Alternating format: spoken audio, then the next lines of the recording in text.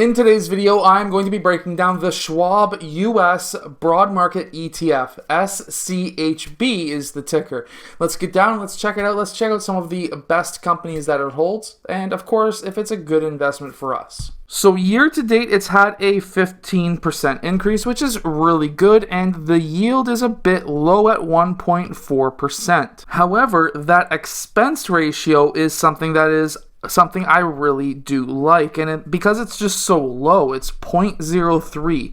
That it means that for every $100 that you invest, you're only giving them 3 cents every single year. Now, of course, if you put in $1,000, it'll be 30 cents, but at the same time, that's extremely low, and you would hope that this ETF would obviously go up higher than that 0.03. At the same time, however, what you're looking at is a broad market ETF, which will hold pretty much most of the companies that are the bigger companies anyways on the stock market. Its average volume is 463,000 shares traded every single day on average, which is extremely good. Its beta is 1.05, which for an index fund, that is extremely good. What you're essentially hoping for there is now that's showing us over the past 5 years on a monthly basis that for every point that the overall market goes up, this is going to go up 1.05. So essentially for every 100 points that the market goes up, this should go up about 105, which is absolutely fantastic. Now, of course, you can never go by past historic values, but again, it does give us an idea as to what may be coming in the future for it. At the time of making this video, it's also at its all-time high, or pretty well close to it.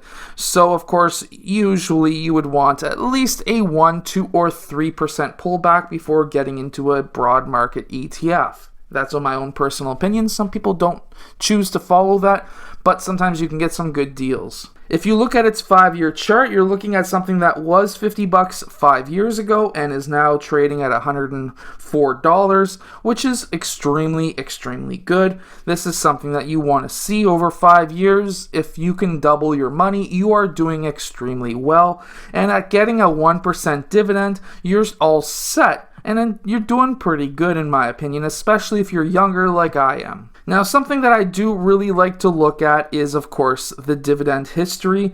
And here we can see December 2019, they were paying 46 cents. When you go to December 2020, they're paying 36.5 cents. So it has decreased, which of course is a bit concerning. However, this is a broad market fund. So if we can go back to December 2018, and we can see that you also got a special dividend as well, which is nice, but you went from 33 cents up to 46.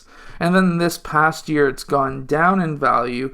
I'm going to say that's probably because of COVID, and we shouldn't really be too worried about that. We can also go back to 2017 at 31 cents and go to 2018 at 33 cents and still see that historically the dividend does rise. So I would also say that this should rise into the future. Now, its top 10 holdings are some of the biggest companies in the United States. We're looking at, of course, massive tech companies in Apple, Microsoft, Amazon, Facebook, and Alphabet, which is, again, Google. However, you may say, well, this is a tech-heavy index. Well, guess what? That's what the US index is like. The US index is tech heavy. We have tech here, we have tech here, and then they also have Berkshire Hathaway and JP Morgan and Johnson & Johnson as well. All of these companies are extremely strong businesses to invest in. And if we go to Apple, which is their largest holding, we can see that they are a pretty strong company. Of course, not a huge dividend when it comes to percentage-wise. However, massive volume and, of course, a very strong 5-year chart. Of course, Apple is starting to level off for probably a bit before it goes for another run. And of course, Apple's financials are extremely strong, doing some of the best they've ever done when it comes to 2020. Microsoft was the second biggest holding, and with Microsoft, you're again seeing a very small dividend percentage-wise, strong volume, And of course, a very strong chart. Now, unlike Apple, it doesn't have as huge of swings as you normally would see with Apple.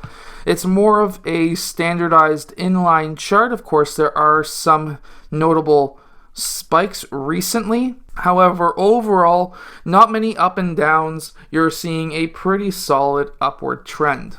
And of course, their finances are extremely good, beating 4 quarters in a row, destroying 2020, looking very strong. Now, Amazon is the 3rd largest holding of this Schwab ETF. However, what we do see here is a beta score of 1.15. So for every 100 points that the market goes up, this should go up 115. This is a very strong stock, and of course, very strong volume, and does not pay a dividend. However, I really wouldn't be surprised within 5 to 10 years Amazon might start paying a dividend, but we're not really investing in this company for the dividend. What you're going for is the growth. And of course, the 5-year chart, what we do see right now over the past couple of months is some sideways trading. It's trading within a range. Now, there is something that I do want to point out, and that is the fact that if it breaks out of this range, if it breaks past these points right here, what you should see is a very, very strong push to the upside. Anytime you see a business that is trading within a range, as we can see in these 2 spots here, we can see some massive growth. And of course, beating all 4 quarters, they've been beating quarters for a long time. They are blowing out earnings every single year. We can see a massive uptick every single year in both revenue and earnings. This is a very strong company. Now, this is not an ETF that I personally invest in. However, this is something that if I were an American, or if I was looking to invest into the American stock market at this point in time, this would be a good consideration for an ETF that I would be looking at. It's really strong when it comes to its growth potential. It's not got a huge dividend. It's very similar to VOO and SPY. However, I find that this one has a little bit more growth to it versus the ones that are mirroring the market itself.